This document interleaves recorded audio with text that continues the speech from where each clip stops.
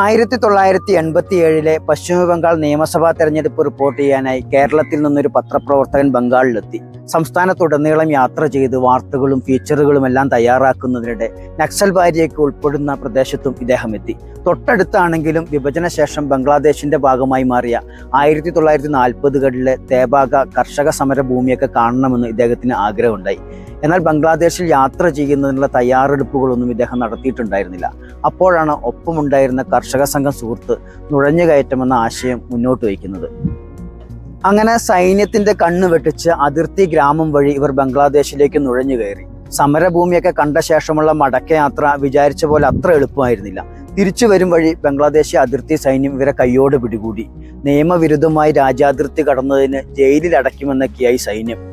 സ്വാഭാവികമായും പത്രപ്രവർത്തകന് ചെറിയ ആശങ്കയൊക്കെ ഉണ്ടായെങ്കിലും ഒപ്പമുണ്ടായിരുന്ന സുഹൃത്തിന് യാതൊരു ഭാവഭേദവും ഉണ്ടായിരുന്നില്ല. ഇതൊക്കെ എത്ര കണ്ടിരിക്കുന്നു എന്ന മട്ടിൽ അദ്ദേഹം സൈന്യത്തിന്റെ സംസാരമൊക്കെ കേട്ടു വന്നു. ഒടുവിൽ സൈന്യവുമായുള്ള വിലപേശലിന് ശേഷം 100 രൂപ നൽകി അദ്ദേഹം ഈ പ്രശ്നം ഒത്തുതീർപ്പാക്കി.